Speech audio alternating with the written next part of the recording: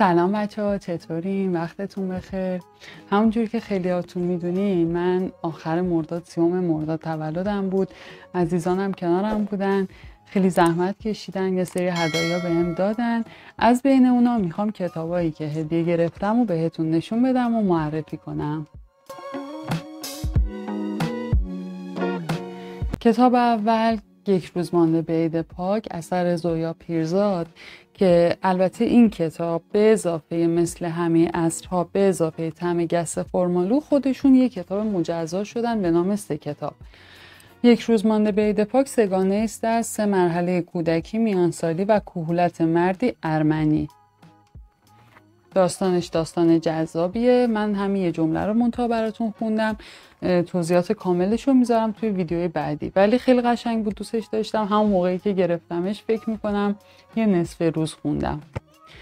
بعد حجمش هم 109 صفحه است، از نشر مرکز.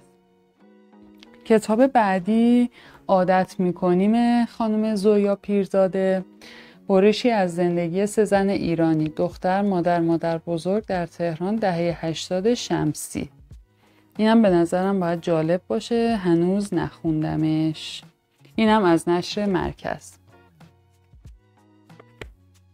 کتاب بعدیمون دریا روندگان جزیره آبی‌تر، یک مجموعه داستان کوتاه از زنده یاد عباس معروفی عزیز که من قلمشون خیلی دوست دارم. از ایشون سال بلوا رو خوندم، خیلی دوستش داشتم. کتاب خیلی جذابی بود برام و سعی میکنم توی یه ویدیوی جدا راجبه صحبت کنم. اینم میخونم، راجبه اینم بعداً براتون صحبت میکنم. این کتاب از انتشارات ققنوسه به نظرم. بله، این کتاب از انتشارات ققنوس.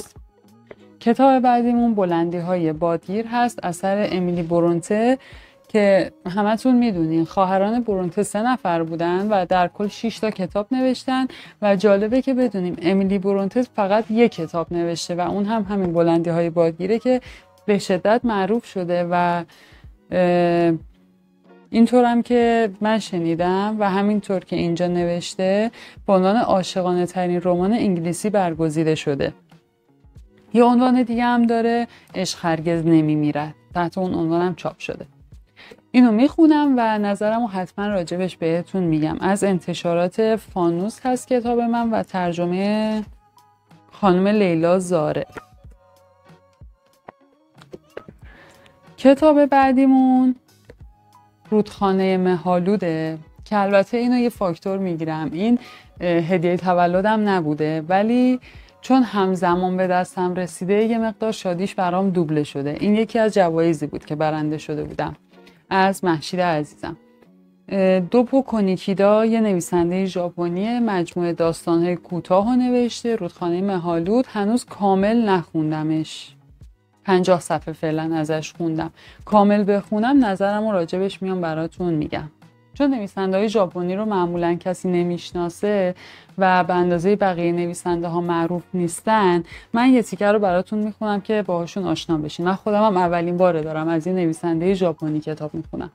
داستان‌های دوپو کونیکیدا ترکیبی از تراژدی و طنز است. داستان‌هایی که عصاره تکنیک‌ها و نبوغ نویسندگان غربی را با روح سرشار و فرهنگ غنی و رازآمیز جهان شرقی درآمیخته و تجربه منحصر به فرد خلق کرده است که طیف گسترده‌ای از خوانندگان را با فرهنگ‌ها و نگرش‌ها و سلیقه‌های گوناگون جذب می‌کند. پس انشالله که منم خیلی جذب بکند. اینجا سرزمینی است که دوستش خواهی داشت، سرزمینی برای من و تو که تا روز مرگ می‌توانیم در آن باشیم. به نظرم میاد کتاب خیلی جذابی باشه. ترجمه آقای محمود قلی‌پوره و از انتشارات ثالث.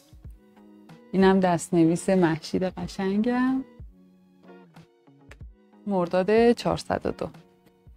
مرسی، ممنونم. کتاب آخرمون تونل، نوشته ارنستو ساباتو از انتشارات نیلوفره.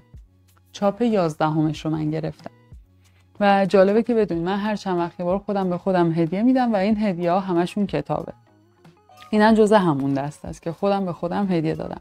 دلیلش هم این بود که من کتاب بیگانه رو خیلی دوست دارم و موضوعش مورد پسندم بود. از طرفی کتاب قلعه حیوانات که نوشته جورج اورول بود اونم خیلی دوستش داشتم و طبق چیزایی که شنیدم این کتاب ترکیبی از این دوه، یعنی سبکش سبک بیگانه است و قلمش قلم جورج اوروله. به خاطر همین من خیلی راغب شدم که بگیرم، ولی هنوز شروع نکردم. شروع کنم بخونم حتما نظرم رو راجبش بهتون میگم. ترجمهش هم ترجمه آقای مصطفی مفیدیه. حجمش 170 و خورده ای صفحه است و خیلی هم ازش تعریف کردن. بخونم نظرم رو راجبش بهتون میگم دیگه. این 6 تا شد هدایای تولدم. البته 1 روز مانده به عید پاکو تموم کردم، همون روز اول خوندمش. بعد رودخانه مه‌آلود رو شروع کردم، صفحه 50 هستم و این 4 تا رو هنوز نخوندم. عادت میکنیم، دریا روندگان جزیره آبی‌تر، بلندی های بادگیر و تونل. اینا رو هنوز نخوندم. نظر شما چیه؟ تو کامنت ها به هم بگین که اگر شما جای من بودین کدومش رو اول میخوندین و دلیلتون هم لطفاً به هم بگین. ممنون میشم. مرسی که تا آخر این ویدیو همراه هم بودید و مرسی که کانال رو سابسکرایب میکنید، به هم انرژی و انگیزه میدید و ممنونم که با نظرات سازندتون تو بخش کامنت ها کمکم میکنید محتواهای خیلی بهتری براتون تولید کنم. ممنون از همراهیتون.